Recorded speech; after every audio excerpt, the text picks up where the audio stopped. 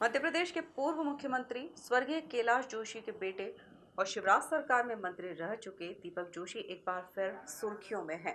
लेकिन इस बार वजह सियासी नहीं बल्कि उनकी निजी जिंदगी से जुड़ी हुई है।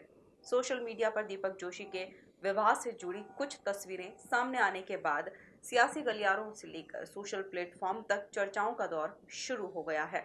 देखिए यह खास रिपोर्ट। पूर्व भाजपा मंत्री दीपक ने कांग्रेस नेत्री से की शादी। 63 साल के जोशी ने 20 साल छोटी पल्लवी से की शादी। सोशल मीडिया पर वायरल हुई शादी की तस्वीरें। दीपक जोशी बोले, प्रेस कॉन्फ्रेंस में करेंगे खुला। पूर्व मुख्यमंत्री स्वर्गीय कैलाश जोशी के बेटे और पूर्व मंत्री 63 वर्षीय दीपक जोशी ने महिला कांग्रेस की पूर्व प्रदेश सचिव 43 वर्षीय पल्लवी राज सक्सेना से शादी कर ली है।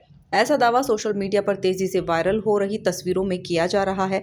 इन तस्वीरों में दीपक जोशी पल्लवी राज सक्सेना की मांग में सिंदूर भरते नजर आ रहे हैं। हालांकि एमपी न्यूज इन तस्वीरों की आधिकारिक पुष्टि नहीं करता।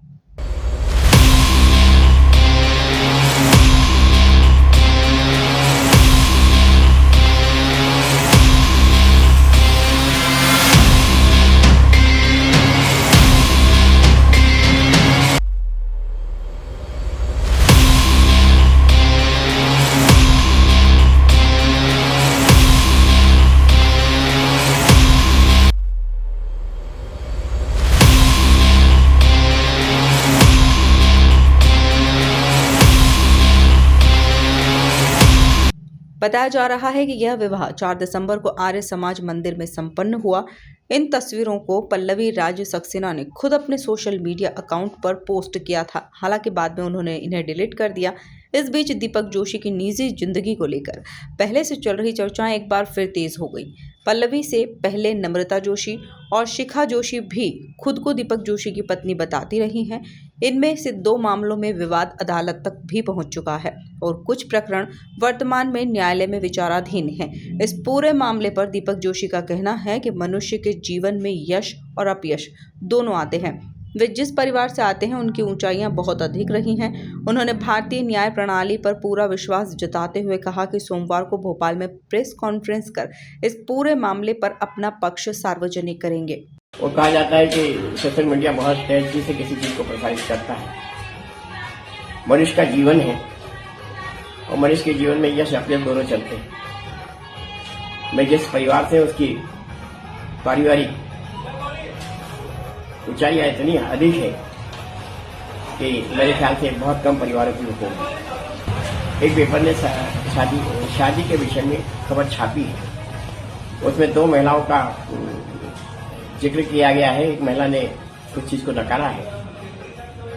क्योंकि ये मामला आज से नहीं 2006 से शुरू होकर अभी तक कहीं न कहीं है।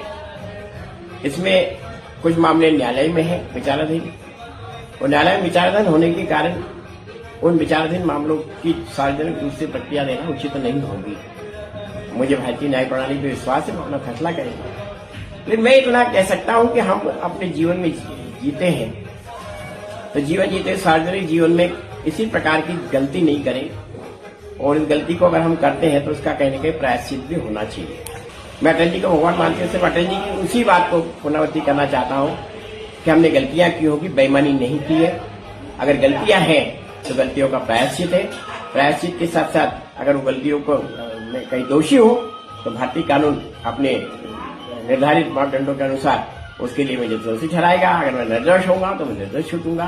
क्योंकि आज मैं ये नहीं कह सकता कि मैं दोषी हूं कि सामने वाला दोषी है, कौन दोषी है। लेकिन मैं ये जानता हूं कि संचार साधनों के माध्यमों को कहीं न कहीं पुष्टि करने के बाद इन सब चीजों को करना चाहिए अपनी तरफ से। लेकिन आज रोशनी डालने के लिए मैं सोमवार के दिन भोपाल के सभी सम्मानीय पत्रकार साथियों के साथ बैठकर इस पूरी बात को उजागर करूंगा, सच्चाई को सामने लाऊंगा। दीपक जोशी की निजी जिंदगी से जुड़ा यह मामला अब सिर्फ सोशल मीडिया तक सीमित नहीं रहा बल्कि सियासी और कानूनी चर्चाओं का विषय बन चुका है। अब सबकी निगाहें सोमवार को होने वाली प्रेस कॉन्फ्रेंस पर टिकी हुई हैं। Bureau report, MP news, Bhopal.